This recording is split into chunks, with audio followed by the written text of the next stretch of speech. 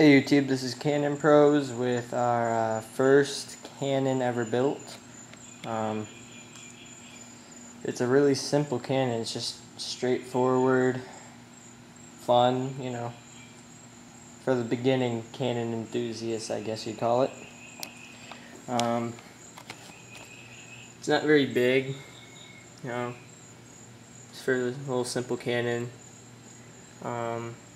We made this one portable, that's why it's so small, I guess. Alright, to the specs of it, let's start at the back end of it, in which we have a Schrader valve, you know, off a bicycle or a car tire, you know. The tire costs around $5, so all you need off it's just a little Schrader valve, you know. And then I epoxied it in, the stuff around it, that really bad epoxy job right there, all around here. Let's back out a little bit. Yeah, all that. Let's see, it was white, different spray paint colors on it, but yeah, epoxy is just a really strong putty that when it dries you can like pull a truck with it. It's amazing stuff. And then we have our air chamber, which is 1.5 inch Schedule 40 PVC end cap to about a foot, maybe a little less, but a foot of Schedule 40 1.5 inch PVC, or 1 inch, no, 1.5 inch, to a coupling, to a reducer to 3/4 inch. And we got a little piece of 3/4 inch with tape wrapped around it. I was trying to do something, didn't really work. Then to a 3/4 inch male adapter, then to a simple ball valve, you know, little PVC ball valve. You know, you turn it, let's see. You just turn it like that and all the air rushes out. Yeah, rated at 150 psi. Then we got our 2-foot barrel. Yep, just a little 2-foot barrel I duct taped around because I didn't have any spray paint left. Cool thing about these simple little cannons,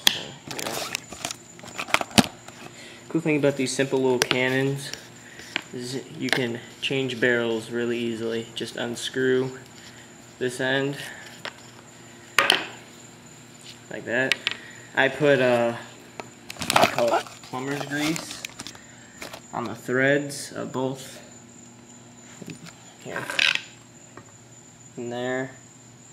That's why the spray paint didn't adhere to that and kind of gloppy. Right there. All that's plumber grease. It's basically like petroleum jelly, just a little slipperier, or yeah, I don't even know if that's a word.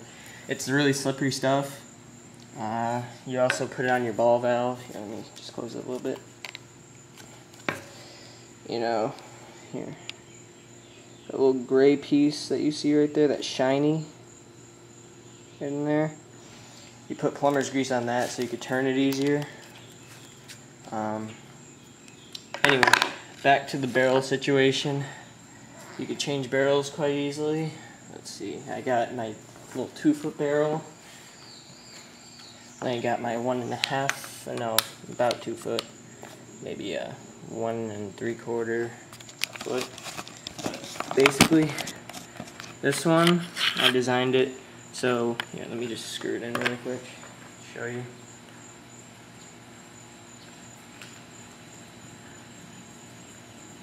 Alright. Sometimes when you're pushing your object down the barrel, pressure builds up behind it and it flings itself out. If you have this sealed really good, and this has a good seal, like if you're pushing a piece of potato down there, sometimes it just goes up or it's really hard to push down. That's when you unscrew it, but I got lazy and I didn't want to unscrew the barrel anymore. So I made a breech system where you turn this, wiggle it out, it separates. That's what the screw is for, right there. The screw follows this little track, and then when you twist it, it locks it into down position, like so. See, and then you just wiggle it out. I put a little pistol grip on it from an old cap gun I had. You know, just you have a little grip, a little more control over your barrel. And yeah, this is a 3/4 inch going down to a 1/2 inch. You know, same with this one. This is a reducer right here. I don't even think I glued. Yeah, I glued it in. I just taped it so it looked better. Yeah, this is a 1/2 inch right there. Let me just unscrew this. Alright. There's two. I have two more. I have my about 4 to 5 foot, I guess 4.5 feet of schedule, or 3/4 inch schedule 40 pipe. Yeah. Right there, schedule 40, 3/4 inch. If you get the same diameter pipe as your valve, it's a lot easier.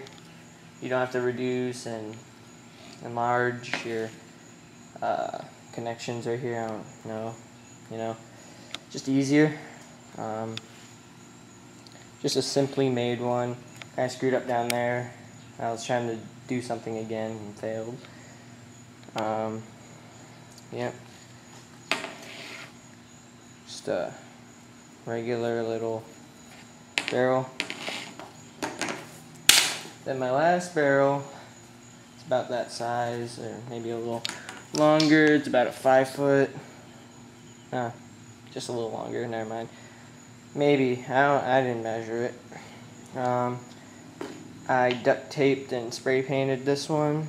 Duct taped all around there because I have an infinite supply of duct tape. Because Home Depot didn't have the regular size, I had the jumbo size duct tape.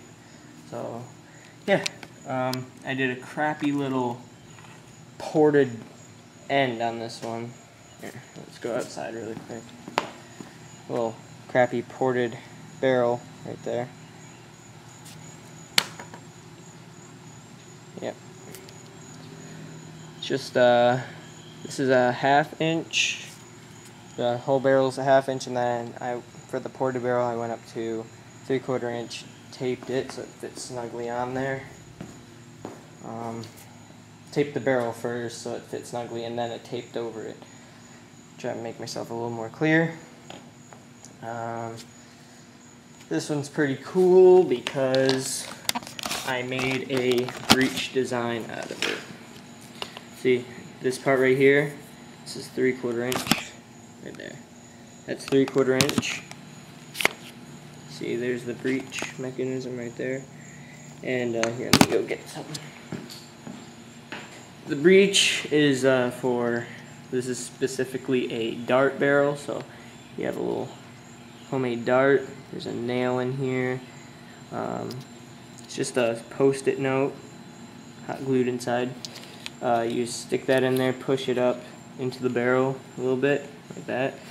Close this, fire, and then it's gone.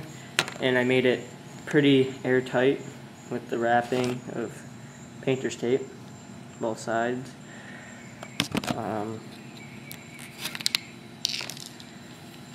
Yeah, that's actually a pretty cool barrel. I like this one the best. Yeah, so this is our smallest, compact, simplest first little cannon. Click, click, boom!